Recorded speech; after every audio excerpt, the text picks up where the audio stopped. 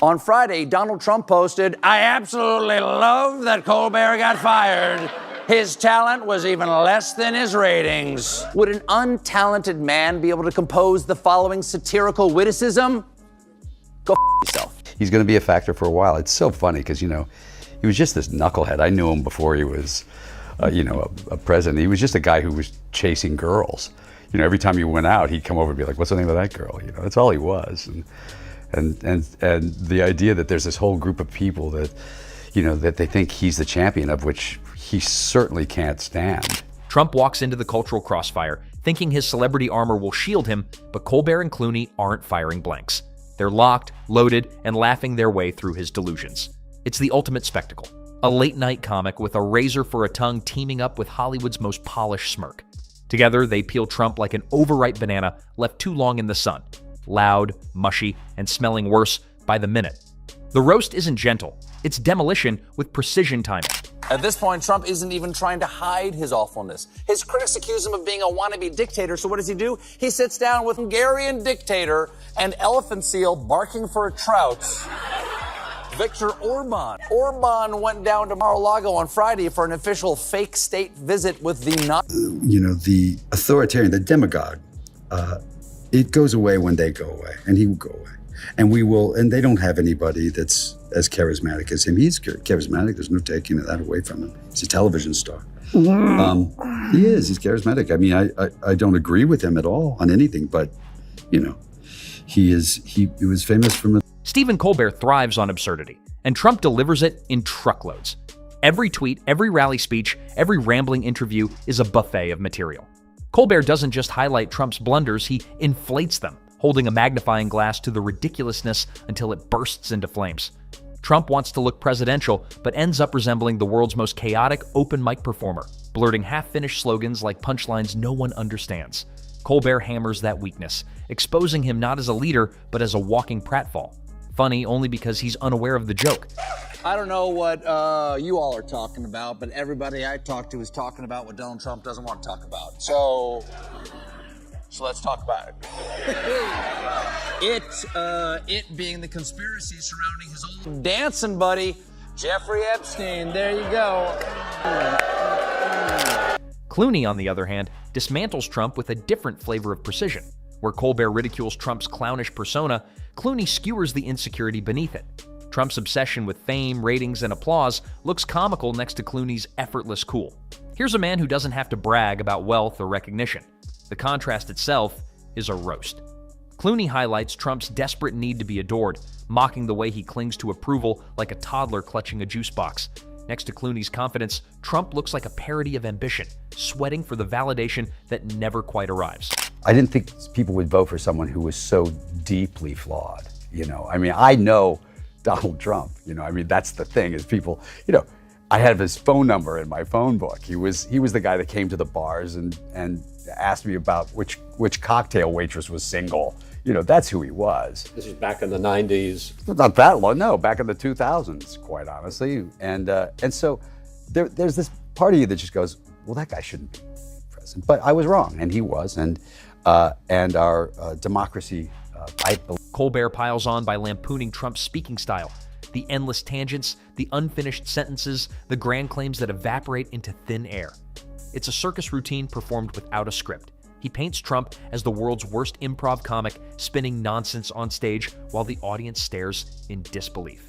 The power of Colbert's roast comes from the sheer detail, mimicking Trump's cadence, exposing how every promise collapses mid-sentence, and ridiculing how a man so desperate to look strong manages to sound like he's lost in his own maze of words. For years, before he was, reelected, and recently, since they all got into office, a bunch of high-ranking people in Trump's administration have kept promising to release the files surrounding Jeffrey Epstein, his mysterious clients, and his suspicious death. But now, suddenly, for reasons that I legally cannot think of, Donald Trump seems desperate to stop us from knowing who Jeffrey Epstein's clients. Clooney sharpens the knife by focusing on Trump's obsession with appearance.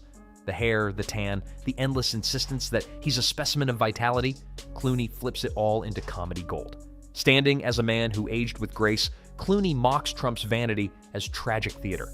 The orange tint becomes a metaphor for desperation. the hair a crown of denial. Clooney frames Trump not as powerful, but as fragile, a man painting over cracks so thickly that the wall itself crumbles under the weight of its disguise. Trump is a big fan of yours, but he posted in July, now fake movie actor George Clooney is getting into the act. He's turned on Crooked Joe. What does Clooney know about anything? Should get out of politics and go back to television. Movies never really worked for him. I will if he does. He doesn't know that movies are fake, does he? I don't think so.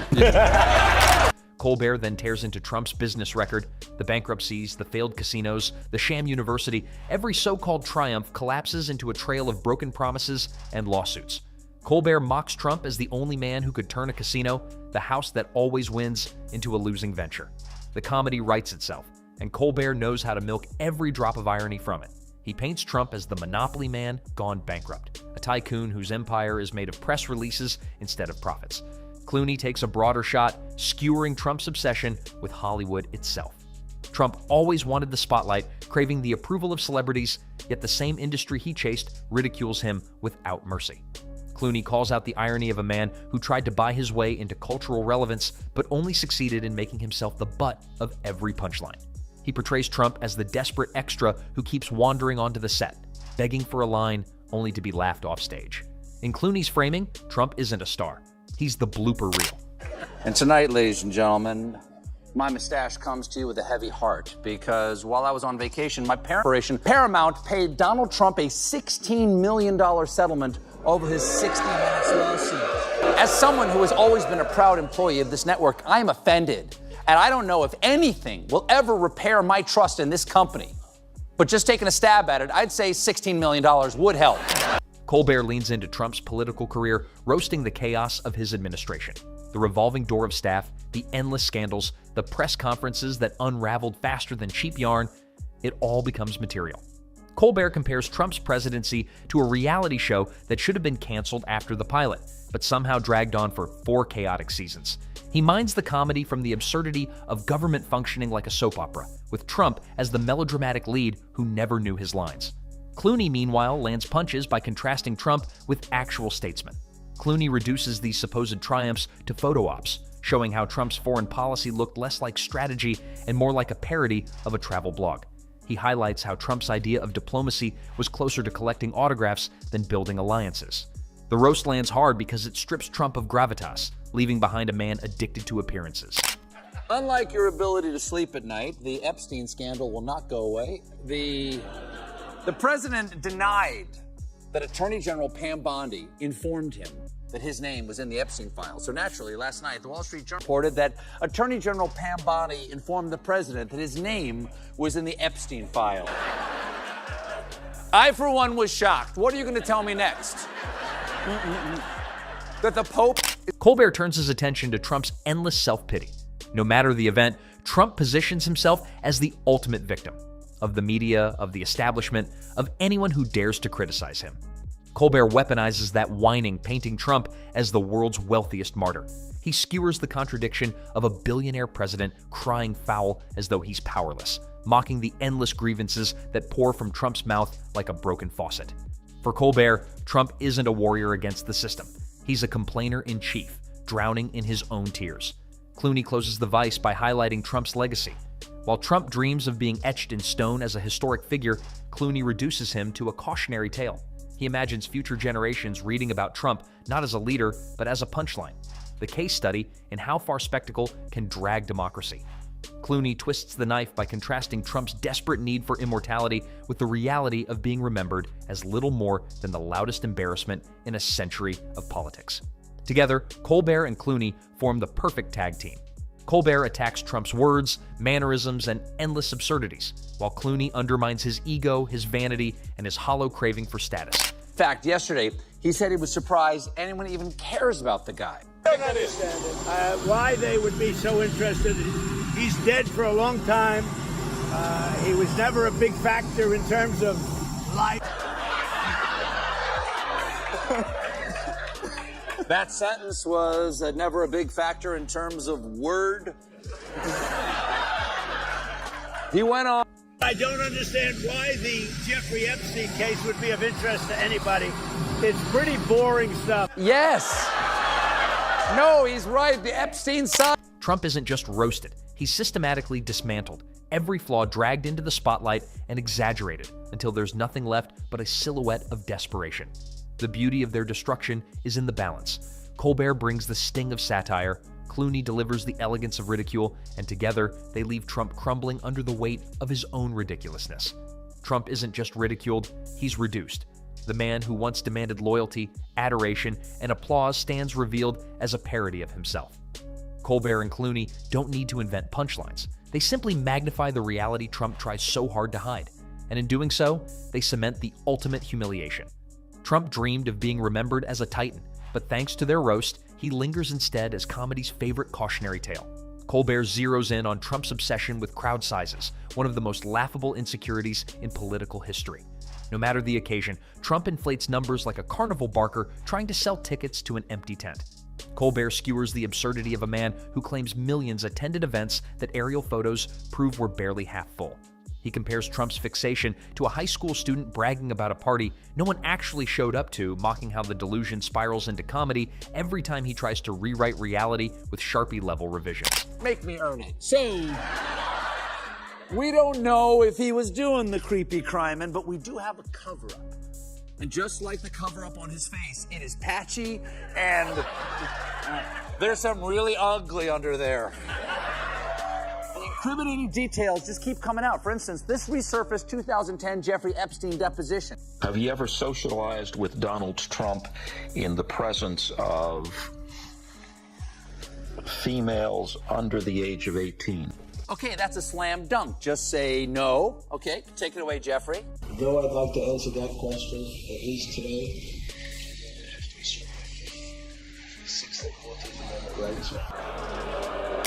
Clooney adds another layer by mocking Trump's desperate attempt to surround himself with celebrities who never wanted to be near him.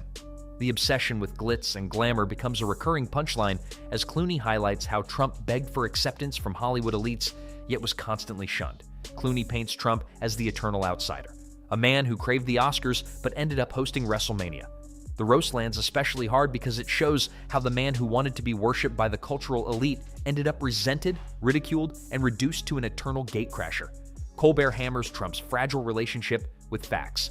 He highlights the endless falsehoods, the manufactured claims, the shameless inventions Trump spewed as though reality was optional. Colbert exaggerates this absurdity, portraying Trump as a magician whose tricks always fail, with the wires exposed and the rabbits refusing to cooperate. The humor comes not just from the lies, but from the sheer confidence with which Trump delivered them, as though sheer volume could substitute for truth. Colbert thrives on that contradiction, showing how Trump turned dishonesty into a full-time performance that never fooled anyone outside his cult. If you're asking if it's a harbinger, I think that, you know, and I think you would agree, and I think we all sort of see it, I think that's sort of landed in a way. Trump is actually a result in many ways of the fact that much of the news programs didn't follow up and ask tough questions. That's the truth. It was, you know, it's really easy because your numbers go up. All these. Clooney continues by highlighting the global mockery Trump attracted. Leaders across the world laughed at him, sometimes literally, during speeches meant to project authority. Clooney revels in this humiliation, contrasting Trump's desperate need for respect with the reality of becoming the punchline of international politics. He paints Trump's global tours as stand-up comedy gone wrong, a man strutting on the world stage, unaware that every step was being ridiculed by allies and adversaries alike. Clooney twists the knife by reminding everyone that the self-proclaimed dealmaker left behind nothing but weakened alliances and embarrassed headlines. Colbert then rips into Trump's endless rallies, mocking how they became less about politics and more about therapy sessions for his ego. He portrays them as concerts where the band only knows one song, played on repeat until even the crowd looks exhausted. Colbert highlights the monotony, the recycled lines, the tired energy of a man trying to recreate the magic of 2016 but stumbling into self-parody. The image of Trump endlessly rehashing his greatest hits while pretending they're fresh becomes a devastating joke that exposes his reliance on nostalgia over substance. Clooney sharpens the edge by mocking Trump's obsession with being a winner while stacking up defeats. From failed court cases to midterm disasters, Clooney ridicules how Trump spins every loss as a secret victory, like a gambler insisting the House actually owed him money.